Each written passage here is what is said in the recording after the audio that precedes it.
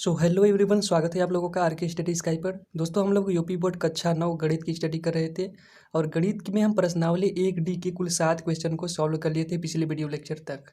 अगर आपने उन सभी को नहीं देखा है तो लिंक डिस्क्रिप्शन में दिया गया है, आप जाकर के देख सकते हैं।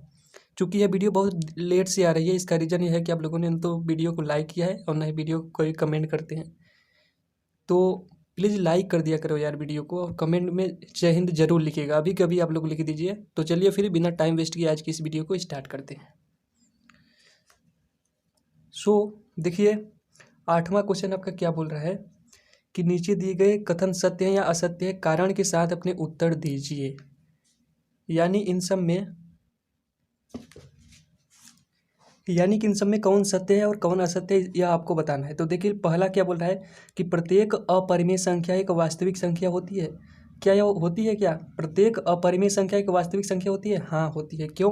क्योंकि देखिए, मैंने आपको पहले ही वीडियो लेक्चर में बता रखा है 8वें का पहला, कि जो वास्तविक संख्या होती है वो दो संख्याओं से मिलकर बनी होती है। पहले वास्तविक संख्या कहते इसको है, ये समझ लेते हैं कि ऐसी संख्या जिसका वर्ग करने पर हमें धनात्मक संख्या प्राप्त होती है, और ये दो संख्याओं से मिलकर के बनी होती है। पहली होती है परिमेय और दूसरी होती है अपरिमेय। तो प्रत्येक अपरिमेय संख्या एक वास्तविक संख्या होती है या प्रत्येक परिमेय संख्या एक वास्तविक संख्या होती है। जैसे समझिए, अपरिमेय संख्या क्या होती है? √2। अगर हम √2 का स्क्वायर कर दें, वर्ग कर दें, तो हमें 2 मिलता है। 2 कैसी संख्या है? एक धनात्मक संख्या है। लेकिन काल्पनिक संख्या किसे कहते हैं कि आपको पता है? देखिए, एक होती है वास्तविक संख्या, दूसरी होती है काल्पनिक संख्या। ये आपके सिलेबस में नहीं है, बट फिर एक बार समझा देता हूँ। जैसे अंडर रूट में -2 लिखा है, ऐसी संख्या आपने अभी तक देखी नहीं होगी। जब आप क्लास 11th या 12th में जाएंगे तो वहाँ पर देखने को मिलेगी। और जब आप इसका स्क्वायर करोगे ना, तो मैंने आपको पहले बताया है कि किसी भी करणी का अगर स्क्वायर करोगे, वर्ग करोगे, तो करणी हट जाएगी। तो यहाँ पर भी करणी हट जाएगी और अंदर जो है -2 बचेगा। तो अब आप यहाँ पर देख रहे होंगे कि इसका स्क्वायर करने पर भी ऋणात्मक संख्या प्राप्त हो रही है। अतः यह एक काल्पनिक संख्या है। यह एक काल्पनिक संख्या है। तो काल्पनिक संख्या अपरिमेय या परिमेय नहीं होती है, वो काल्पनिक होती है।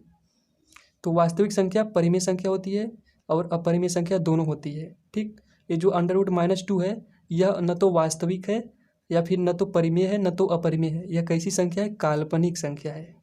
काल्पनिक, जो आपको नहीं पढ़ना है, आपके सिलेबस में नहीं है। तो पहला आपका जो होता है वो सत्य हो जाता है। क्यों? क्योंकि आप लोग लिख दीजिएगा, क्योंकि प्रत्येक अपरिमेय संख्या एक वास्तविक संख्या होती है। ठीक, अब बढ़ते हैं दूसरे क्वेश्चन की तरफ। अब देखिए, दूसरा क्या बोल रहा है कि संख्या रेखा पर प्रत्येक बिंदु √m के रूप का होता है, जहां m एक प्राकृत संख्या होती है। यानी पूछ रहा है कि जैसे हम संख्या रेखा बनाते हैं कुछ इस प्रकार से, तो बीच में होता है कहीं पर 0, और इधर होता है 1, इधर होता है 2, इधर होता है 3, और इधर -1, -2, -3। क्या कहीं पर भी अंडर रूट लगा है? ये अंडर रूट यम के रूप का होता है? नहीं होता है। क्यों? क्योंकि यहाँ पर आप लोग देख रहे होंगे कि संख्या रेखा पर जितनी भी संख्याएं हैं सभी बिना करणी के लिखी गई हैं। ये नहीं कि आप इनके ऊपर अंडर रूट लगा दो, ऐसे नहीं लिखी जाती। यानी संख्या रेखा पर जितनी भी संख्याएं होती हैं वो बिना करणी के लिखी जाती है। वे सभी कैसी होती हैं? परिमेय होती हैं। संख्या रेखा पर सभी संख्याएं परिमेय होती हैं। अपरिमेय, हालांकि अपरिमेय को भी आप दर्शा सकते हैं, लेकिन लिखी परिमेय जाती हैं, बिना करणी वाली। तो दूसरा आपका हो जाता है असत्य। अब इसमें आप लोग क्या लिखेंगे कि संख्या रेखा पर प्रत्येक बिंदु √m के रूप का नहीं होता है। ठीक, क्योंकि यहाँ पर देखिए कारण भी लिखना है ना। क्यों नहीं होता है? क्योंकि संख्या रेखा पर सभी जो भी लिखे जाते हैं सब पूर्णांक के रूप में लिखे जाते हैं। ठीक, अब देखिए तीसरा क्वेश्चन। तीसरा में क्या बोला है कि प्रत्येक वास्तविक संख्या एक अपरिमेय संख्या होती है? नहीं। क्यों? क्योंकि प्रत्येक जो वास्तविक संख्या होती है, अभी मैंने जस्ट पहले बताया कि वह परिमेय भी हो सकती है, अपरिमेय भी हो सकती है। केवल और केवल परिमेय या केवल और केवल अपरिमेय नहीं होती है, वो दोनों से मिल करके बनी होती है। तीसरा आपका गलत हो जाएगा, क्योंकि वहाँ पर देखा है केवल अपरिमेय होती है। तो तीसरा भी आपका असत्य हो जाएगा।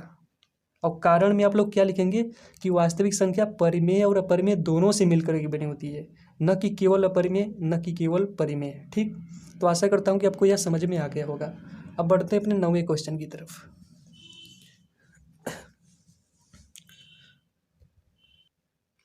अब देखिए 9वें क्वेश्चन में क्या बोला है कि क्या सभी धनात्मक पूर्णांकों के वर्गमूल अपरिमेय होते हैं? यदि नहीं तो एक ऐसी संख्या के वर्गमूल उदाहरण दी जो एक परिमेय संख्या है। पहले इसको हम समझते हैं कि ये बोलना क्या चाह रहा है। कि बोल रहा है 9वां क्वेश्चन, क्या हम सभी धनात्मक संख्याओं का वर्गमूल कर दें? यानी वर्गमूल का मतलब करणी। अगर हम किसी भी धनात्मक संख्या का करणी कर दें, 2 का करणी कर दें, तो यह कौन सी संख्या होगी? परिमेय होगी या अपरिमेय होगी? यही पूछ रहा है। तो यह तो एक भाई अपरिमेय होगी। तो यही पूछ रहा है कि क्या सभी धनात्मक संख्याओं का वर्गमूल अपरिमेय होता है? नहीं होता है। क्यों नहीं होता है? देखिए कि जैसे हम √25 का अगर वर्गमूल करते हैं, 25 का वर्गमूल, इसको बोलते हैं 25 का वर्गमूल। तो 25 का वर्गमूल 5 होता है, आप सभी को पता होगा। यानी 25 भी तो एक धनात्मक संख्या है, लेकिन उसका हमने वर्गमूल किया तो हमें एक परिमेय मिला। 5 क्या है? 5 एक परिमेय संख्या है। यानी 25 का जब हमने वर्गमूल निकाला तो हमें 5 मिला, जो कि एक परिमेय संख्या है। तो अतः आप यहाँ पर बोल सकते हो कि नहीं। तो आपको यहाँ पर नीचे भी लिख देना है कि नहीं, प्रत्येक धनात्मक पूर्णांकों के वर्गमूल अपरिमेय नहीं होते हैं। अब आपको एक एग्जाम्पल देना है कि कैसे नहीं होते हैं। तो एग्जाम्पल में ले लीजिए, चलिए पहले हमने 25 का लिया था, अब हम 9 का लेते हैं। एग्जाम्पल में 9 का वर्गमूल आप सभी को पता है 9 क्या है? 3 का वर्ग है। तो 9 का वर्गमूल इसको हम कैसे दर्शाते हैं? √9 में। देखिए अंडर का मतलब यानी करणी का मतलब ये होता है वर्गमूल। तो 9 का जो वर्गमूल होगा वो 3 होगा। तो आप लोग देख रहे होंगे कि 3 एक परिमेय संख्या है, जबकि 9 क्या था? 9 एक धनात्मक पूर्णांक था। यानी कि यहाँ पर कुछ ऐसे भी धनात्मक पूर्णांक होते हैं जिनका आप वर्गमूल निकालते हो तो वह परिमेय ही मिलते हैं, हमेशा अपरिमेय नहीं मिलता है। तो 90 का आंसर आप लोग यहाँ से यहाँ तक लिखिएगा। ऊपर जो मैंने आपको बताया इस समझने के लिए बताया था। ठीक, आशा करता हूँ कि आप लोग समझ गए होंगे। अब बढ़ते अपने 10वें क्वेश्चन की तरफ। देखिए 10वां क्वेश्चन में क्या बोला है कि दिखाइए कि संख्या रेखा पर √5 को कैसे निरूपित किया जाता है। अब तक तो हमने जो भी संख्या रेखा पर दर्शा रहे थे वो तो या तो वह परिमेय होती थी या कोई पूर्णांक होता था। यानी 2, 3, 4, 2.5, 2.3। लेकिन अब हमें बोल रहा है कि √5 यानी 5 का वर्गमूल को कैसे संख्या रेखा पर दर्शाओगे, यानी कड़ी में 5 को कैसे दर्शाओगे। तो उसको भी दर्शाने का एक तरीका है जो शॉर्ट तरीका है। तो यहाँ पर देखिए इस क्वेश्चन को सॉल्व करने के लिए हमें ज़रूरत पड़ेगी एक स्केल की और एक गोला प्रकार यानी कंपास की। इसको कंपास बोलते हैं पेंसिल के साथ, और एक स्केल। तो सबसे पहले हम लोग बनाएंगे संख्या रेखा। तो देखिए संख्या रेखा मैंने 2 तरह से आपको बताया था, एक ऐसे क्षैतिज कंडीशन में और एक ऊर्ध्वाधर कंडीशन में। तो यही 2 यहाँ पर ज़रूरत पड़ेगी, और क्यों पड़ेगी वो भी मैं आपको बताऊँगा। तो सबसे पहले एक संख्या रेखा बना लेते हैं, इधर भी बना लिए और इधर भी बना लेते हैं। ठीक ये 90 डिग्री पे होता है, यानी यहाँ का जो कोण होता है और यहाँ का जो कोण होता है वो 90 डिग्री का होता है। ये सभी 90 डिग्री के कोण होते हैं, याद रखना। ठीक, तो अब संख्या रेखा है, चूंकि इसको बोलते हैं मूल बिंदु, तो इसको हम 0 पे लिख लेते हैं। 0 हो गया मूल बिंदु। अब यहीं पर 1, 2, 3, 4, अब इन सभी को दर्शा लेते हैं, उसके बाद आगे बताते हैं। तो यहाँ पर देखिए नीचे वाली लाइन को हमने मिटा दिया, इरेज कर दिया, क्योंकि इसको हमें कोई ज़रूरत नहीं है। तो यहाँ पर हो जाएगा -1, -2, -3, -4 और -5। और इसको जितना मर्जी उतना आप लोग बढ़ा सकते हैं। ठीक, और ऊपर हमारा ऊपर प्लस में होता है, नीचे अगर हम इस लाइन को अगर लिखते हैं तो यहाँ पर माइनस लिखते हैं, ऊपर प्लस नीचे माइनस। अभी आप लोग तीसरे चैप्टर में शायद है आपके जो जियोमेट्री, जब आप लोग पढ़ेंगे तो वहाँ पर आपको पता चलेगा, निर्देशांक ज्यामिति जिसको बोलते हैं।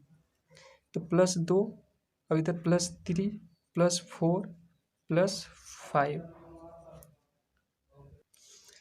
अब आपको क्या करना है कि अब आपको एक और ऊर्ध्वाधर लाइन खींचनी है। कहाँ पर? ठीक इसके समांतर, एक यहाँ पर 2 पर रखिएगा पॉइंट, और इसके समांतर लाइन आप लोग समझते होंगे, आई होप, आशा करता हूँ। क्लास 8 में शायद आप लोग पढ़ चुके होंगे समांतर रेखाएं क्या होती हैं। तो 2 पे रखना है और फिर इसको यहाँ तक बढ़ा देना है। अब फिर यहाँ पर भी कुछ दर्शा देना है, यहाँ पर भी +1 होगा, +2, +3। ठीक, अब आपको क्या करना है, अब हम लोग क्या करेंगे, अब इसका कुछ नाम देते हैं। यहाँ पर तो जीरो था, इसका नाम हमने पी दे दिया। नाम आप कुछ भी दे सकते हैं, ए बी सी डी। इसको हमने सपोज पी दे दिया, और यहाँ पर जो हमने खींचा था इसको क्यू दे दिया। ये पी है, क्यू है, और एक वाले पॉइंट को हमने दे दिया आर, यानी पी क्यू आर। अब देखिए एक त्रिभुज हमको बनाना है। कौन सा त्रिभुज? समकोण त्रिभुज। क्यों? क्योंकि हमें पाइथागोरस प्रमेय लगाना है। तो पाइथागोरस प्रमेय कैसे लगाएंगे? तो सबसे पहले त्रिभुज बनाते हैं, पी और आर को मिला दिया। तो यहाँ पर देखिए पी क्यू और आर एक समकोण त्रिभुज बन गया। हमने क्या किया, एक पॉइंट पी लिया, फिर एक पॉइंट क्यू लिया। क्यू पर हमने एक ऊर्ध्वाधर संख्या रेखा बना दिया, और यहाँ पर एक पॉइंट लिया। अब इन सबको ऐसे मिला दिया, तो यहाँ पर एक समकोण त्रिभुज बन गया पी क्यू आर। यहाँ पर ये 90 डिग्री का एंगल है। ठीक, अगर आप चाहें तो इसको डिलीट भी, इरेज भी कर सकते हैं, इसका कोई ज़रूरत नहीं। यहाँ पर इसका बस ऐसे ही मैंने बना दिया था, लेकिन इसका कोई भी ज़रूरत यहाँ पर नहीं है। ज़रूरत केवल इस वाले का है, ज़रूरत केवल इसकी है। लेकिन याद रखिएगा, ये खींचा कहाँ गया है? दूसरे पॉइंट पे, दो वाले पॉइंट पे खींचा गया है। ये नहीं कि जीरो पर खींच देंगे आप लोग, इसलिए मैंने इसको पहले जीरो पे खींच कर बताया। ठीक, तो अब हम लोग क्या करेंगे, देखिए यहाँ से P, एक पॉइंट P है और एक Q है। P है और Q है और R है। P से Q की दूरी कितनी है? 2 इकाई। 2 इकाई, यही यहाँ पर हम लोग लिखेंगे, PQ बराबर 2 इकाई। प्लस 2 में है, याद रखिए। देखिए एक और ये दो दूसरे पॉइंट पे है, तो 2 इकाई लिख लिया। इकाई का मतलब कि यह मीटर भी हो सकता है, सेमी भी हो सकता है, फुट भी हो सकता है, कुछ भी, आप कुछ भी मान सकते हैं। इकाई का मतलब यही होता है, 2 इकाई। और क्यू और आर की, क्यू से आर की दूरी कितनी है? क्यू आर एक है, प्लस एक, तो 1 इकाई। प्लस 1 लिखिए या 1 लिखिए, बात एक ही है। तो क्यू और आर कितनी है? 1 इकाई। और पी से क्यू की दूरी कितनी है? 2 इकाई। अब हमें निकालना है पी से आर की दूरी, तो हम लोग लगाएंगे पाइथागोरस प्रमेय। पी आर बराबर, पाइथागोरस प्रमेय क्या बोलता है? पी क्यू का स्क्वायर प्लस क्यू आर का स्क्वायर। ठीक, तो यहाँ से पी और आर हमें मिलेगा अंडर रूट में। पी क्यू की दूरी कितनी है? 2 इकाई। पी क्यू है 2, तो 2 का स्क्वायर प्लस क्यू आर कितना है? 1, तो 1 का स्क्वायर। जब इसको हम सॉल्व करेंगे तो पी आर बराबर हमें मिलेगा 2 दूना 4 और 1 अंडर रूट 5। और यही तो हमें संख्या रेखा पर दर्शाना था, अंडर रूट 5। तो इसको दर्शाने के लिए अब हमें ज़रूरत पड़ेगी किसकी? गोला प्रकार की। तो अंडर रूट 5 जो है ना, वो किसकी लंबाई है आपको पता है? ये जो यहाँ से पी और आर की दूरी है, इसकी लंबाई है। लेकिन यह संख्या रेखा पर नहीं है, इसको हमें इस संख्या रेखा पर दर्शाना है। तो इसको इस पे लाने के लिए हमें पड़ेगी गोला प्रकार की जरूरत। देखिए इस वाले पॉइंट को P पे रखना है और इस वाले पॉइंट को R पे रखना है, इस प्रकार से। ठीक, और ऐसे एक चाप कर देना है। ये जिस भी पॉइंट पे कटेगा, सपोज यहाँ पर कट रहा है, इसका कुछ और नाम दे सकते हैं, मैंने ए नाम दे दिया। ये थोड़ा सा 2 से थोड़ा सा आगे कटेगा, क्योंकि अगर आप अंडर रूट 5 का मान ज्ञात करोगे ना, तो 2 पॉइंट समथिंग आता चला जाएगा।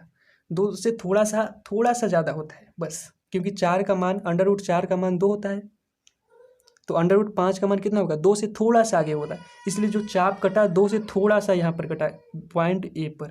ठीक, तो यही चीज़ आपको अब नीचे लिखना पड़ेगा। तो इतना सब कुछ करने के बाद आपको लिखना पड़ेगा कि अब बिंदु P को केंद्र मान करके, देखिए यहाँ पर मैंने साफ डायग्राम बना दिया है। ये शायद थोड़ा सा गंदा दिख रहा होगा, यहाँ पर पेन से मैंने साफ डायग्राम बनाया। बिंदु P है, यहाँ पर मैंने छोटा सा बनाया है, याद रखिएगा। ये बिंदु P है, बिंदु P को हमने केंद्र मान लिया। जहाँ पर ये पॉइंट रखते हैं उसको बोलते हैं केंद्र। इसको केंद्र मान करके P और R की त्रिज्या लेकर के, P और R की इतना बड़ा त्रिज्या ले लिया। एक चाप काटा जो संख्या रेखा को बिंदु ए पर प्रतिच्छेद करती है। यानी यहाँ पर हमने इसको रखा और यहाँ पर इसको रखा, एक चाप कर दिया इससे, जो इस पूरे संख्या रेखा को बिंदु ए पर प्रदर्शित करती है। इसका नाम हमने ए दे दिया, जहाँ पर ये कट रहा है संख्या रेखा पर। ठीक, और यही बिंदु ए अंडर रूट 5 को निरूपित कर दिया। इतना आपको लिखना पड़ेगा। यानी अंडर रूट 5 कहाँ पड़ेगा? 2 से थोड़ा सा आगे। ये जो बिंदु ए आप देख रहे होंगे ना, इसको बोलेंगे अंडर रूट 5। यह अंडर रूट 5 को निरूपित करेगा। याद रखिएगा, ये 2 से हमेशा ज़्यादा ही आएगा, जब आएगा 2 से ज़्यादा ही आएगा। ठीक, क्यों? क्योंकि अंडर रूट 5 का मान जो होता है वो 2 से थोड़ा सा ज़्यादा होता है। ठीक, आशा करता हूँ कि आप लोग इसको भी समझ चुके होंगे। कोई भी डाउट हो तो कमेंट में ज़रूर लिखिएगा, और हाँ, कमेंट में जय हिंद ज़रूर लिखिएगा। अगर आपको वीडियो पसंद आ रही हो तो प्लीज़ लाइक करना भी ना भूलिए।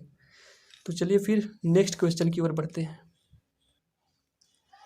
सो दोस्तों, अब 11वां क्वेश्चन देखते हैं कि 11वां क्वेश्चन बोला है संख्या रेखा पर बिंदु यक्स का मान ज्ञात कीजिए, ताकि कुछ कंडीशन दे रखा है, इस कंडीशन को फॉलो करना चाहिए। जैसे पहला क्वेश्चन क्या है कि मॉड के यानी मापांक के अंदर, मैं मॉड बोलूँगा, आप मापांक भी बोल सकते हैं।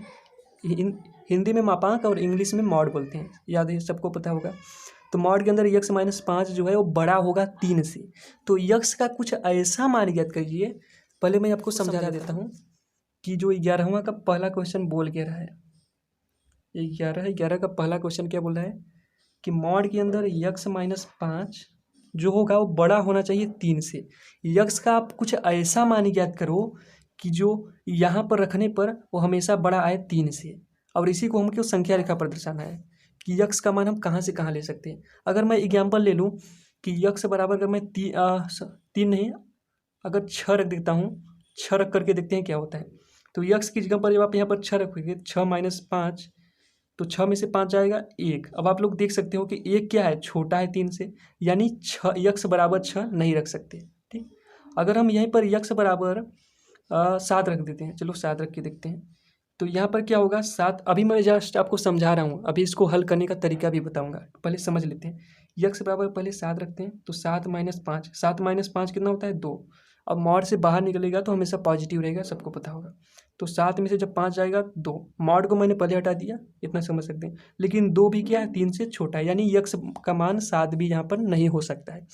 अब अगर हम यक्स बराबर 8 रख के देखते हैं क्या होता है, तो यहाँ पर कर लेते हैं 8 माइनस 5, तो 8 में से 5 जाएगा तो 3 बचेगा, 3, लेकिन ये इसके बराबर है, यानी बराबर भी नहीं होना चाहिए, यानी इधर का 3 जो है इस 3 के बराबर है, लेकिन बराबर भी नहीं होना चाहिए, बड़ा होना चाहिए। तो यक्स का मान हम 8 भी नहीं रख सकते हैं। अगर यक्स बराबर हम 9 रख के देखें तो यहाँ पर देखिए 9 माइनस 5, अब देखते हैं 9 में से 5 जाएगा तो 4, और मॉड हटाएंगे तो प्लस 4 ही रहेगा। अब देखते हैं कि 4 जो है बड़ा है 3 से, लेकिन इस तरीके से अगर हम निकालते जाएंगे तो सुबह से शाम हो जाएगी, लेकिन आप निकाल भी नहीं पाओगे, आप बता नहीं पाओगे, क्योंकि हमें अनंत संख्याएं पता होती हैं, हमें अनंत संख्याएं पता है। आप यक्स की जगह, मतलब कि आपको वह चीज़ बताना है कि यक्स की जगह कौन सी संख्या हम नहीं रख सकते और कौन सी संख्या रख सकते हैं, वो भी संख्या रेखा पर, यही चीज़ आपको दर्शाना है।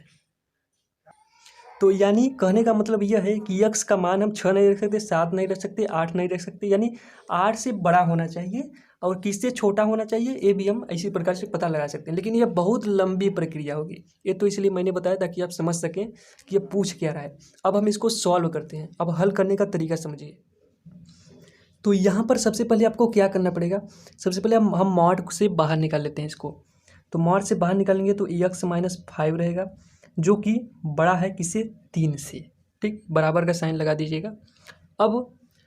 अब हम इसको जब 5 को जब हम उधर भेजेंगे तो माइनस से प्लस हो जाएगा, जैसे बराबर जैसे नहीं होता है, जैसे कि यहाँ पर बता देता हूँ कि अगर यक्स माइनस 5 हो बराबर 3 की हो, तो यक्स बराबर क्या 3 प्लस 5 नहीं लिख सकते। ठीक उसी प्रकार से हम 5 को उधर भेजेंगे तो 3 प्लस 5 हो जाएगा, यानी यक्स जो होगा वो बड़ा होगा किससे, 3 प्लस 5 से, यानी यक्स का मान बड़ा होगा हमेशा 8 से।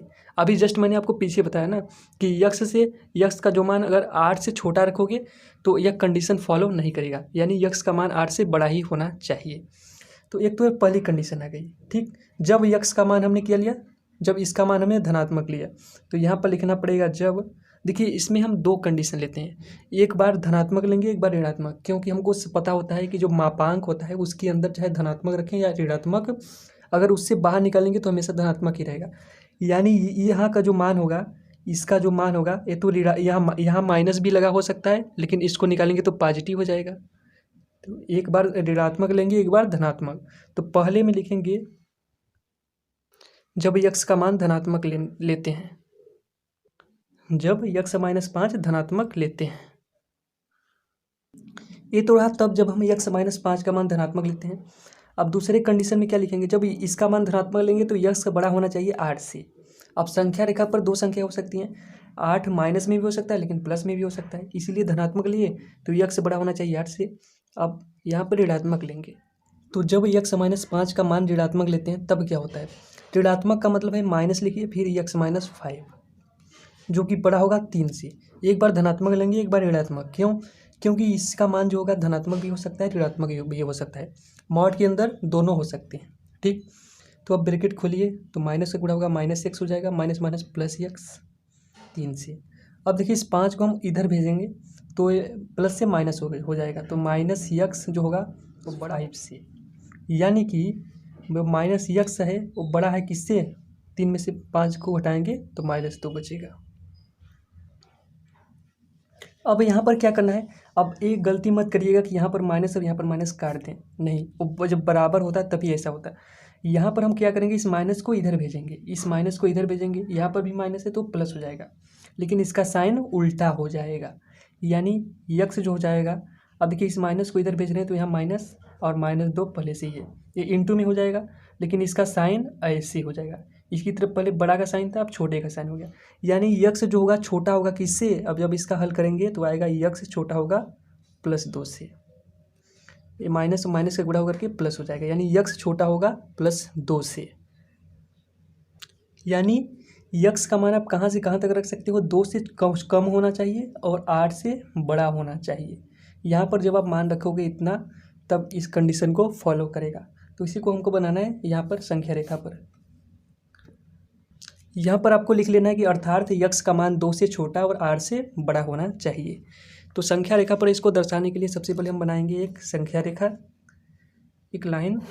ठीक, तो यहाँ पर हमने बना लिया है संख्या रेखा। और दर्शाने के लिए पहले देखिए, छोटा होने का क्या मतलब है कि दाहिनी ओर से बाईं ओर चल रहे हैं हम संख्या रेखा पर। अब बड़ा होने का मतलब बाईं ओर से दाईं ओर चल रहे हैं। इधर से इधर चल रहे होंगे तो बड़ा होगा, और इधर से इधर चल रहे होंगे तो छोटा होगा। अभी मैं जस्ट समझाता हूँ आपको। जैसे 2 से छोटा होना चाहिए एक्स का मान, तो ये रहा 2, तो 2 पर एक लाइन खींचिए और इसका नाम हमने ए दे दिया। 2 से छोटा होने का मतलब है कि 2 से हम किधर चल रहे हैं, बाईं ओर, दाईं से बाईं ओर, यानी 2 से बाईं ओर चलना है आपको, इधर 2 से इधर और 8 से उधर। तो ये रहा 8, आप लोग थोड़ा इधर बनाइएगा, यहाँ जगह कम पड़ गया। तो 8 से इधर, ये पॉइंट हो गया बी। तो यक्स का मान किधर हो सकता है, तो यक्स का मान 2 से छोटा, यानी 2 से बाईं ओर जितनी भी संख्या हैं, 1 0 -1 -2 कुछ भी हो सकता है, और 8 से बड़ा होगा। 8 से बड़ा यानी 9 10 11 12। ठीक, तो यानी 3 4 5 6 7 इन सबको छोड़ करके इधर के जितनी भी संख्याएं होंगी, इन सब भी संख्याओं का मान यक्स का हो सकता है। ठीक, तो यही होता है इसका राइट आंसर। ठीक, यहाँ भी यक्स का मान आप लिख सकते हैं। ये बीच की संख्याओं को छोड़ करके बाकी जितनी भी संख्याएं हैं सभी यक्स के मान हो सकते हैं। आशा करता हूँ कि आप लोग समझ चुके होंगे। तो आप चाहे तो यक्स की जगह पर कुछ भी मान रख सकते हैं, मैं आपको टेस्ट करके भी बता देता हूँ।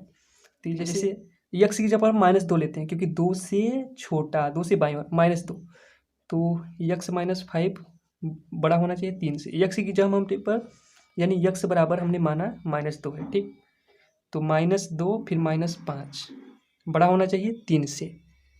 तो आपको सभी को पता होगा कि -2 और -5 का मान होता है -7, और ये मॉड के अंदर है, याद रखिए मॉड के अंदर है -7। जब मॉड से बाहर निकलेगा तो 7 हो जाएगा, तो मॉड से बाहर निकला 7। अब आप लोग देख रहे होंगे कि 7 जो है 3 से बड़ा है, यानी ये फॉलो कर रहा है, इस कंडीशन को फॉलो कर रहा है। ठीक, तो आशा करता हूँ कि आप लोग इसको अच्छी तरह से समझ चुके होंगे। जितना मैं आपको समझा सकता था पूरी कोशिश किया। फिर भी कोई डाउट हो तो कमेंट में ज़रूर लिखिएगा। जय हिंद लिखना तो मत भूलिएगा, अभी की अभी जय हिंद लिख लीजिएगा। तो अब बढ़ते हैं अपने नेक्स्ट क्वेश्चन की तरफ। दोस्तों अब देखिए 11वां के दूसरे में क्या बोल रहा है कि यक्स -5 मॉड के अंदर छोटा होना चाहिए 3 से, यानी यक्स का कोई ऐसा मान आप संख्या रेखा पर दर्शाइए कि यहाँ पर रखने पर वो पूरे का मान जो होगा छोटा होना चाहिए 3 से। तो इसको भी दर्शाने का सेम वही तरीका है। पहले हम लोग क्या करेंगे, पहले हम एक बार धनात्मक लेंगे, तो जब यक्स -5 धनात्मक लेते हैं तब क्या होगा, यक्स -5 सेम टू सेम रहेगा, धनात्मक है, यहाँ पर प्लस है। अब चाहे तो ब्रैकेट भी लगा सकते हैं, लेकिन उसका कोई ज़रूरत नहीं यहाँ पर, जो कि छोटा है किससे, 3 से। तो यहाँ से जब 5 को उधर भेजेंगे तो प्लस हो जाएगा, यानी यक्स जो होगा ये ऐसे साइन रहेगा और ये 5 उधर जाके प्लस हो जाएगा, 3 + 5। ठीक, तो यक्स यानी यक्स का मान छोटा होना चाहिए किससे, 3 और 5 8 से। यहाँ से हमको ये पता चला। अब दूसरी बार हम क्या कर देंगे, यक्स का मान ऋणात्मक लेंगे।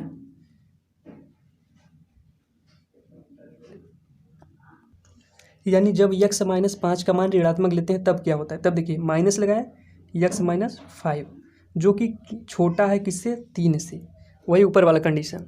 तो अब यहाँ पर सबसे पहले ब्रैकेट खोलते हैं इधर का, तो ये हो जाएगा माइनस एक्स, जस्ट पिछले वाले क्वेश्चन की तरह अभी है, सिंपल जस्ट सेम है, उसी का कापी है, बस यहाँ पर छोटा लिख दिया है। ठीक, तो माइनस एक्स और यहाँ पर प्लस 5 जो कि छोटा है किससे, 3 से। ठीक, तो अब यहाँ पर क्या होगा, अब माइनस एक्स हो जाएगा, अब 5 उधर जाके माइनस में हो जाएगा जो कि छोटा है किससे, छोटा का साइन 5 उधर जाएगा तो 3 माइनस 5। ठीक, तो यहाँ पर यह माइनस एक्स जो कि छोटा है किससे, 3 में से 5 जाएगा -2, माइनस एक्स छोटा है -2 से। अब जस्ट इस माइनस को इधर भेजेंगे तो साइन उल्टा हो जाएगा, तो यहाँ पर इस माइनस को उधर भेजते हैं तो एक्स इधर रहेगा, फिर इस वाला माइनस, फिर -2, अब इसका साइन उल्टा हो जाएगा, ये इधर।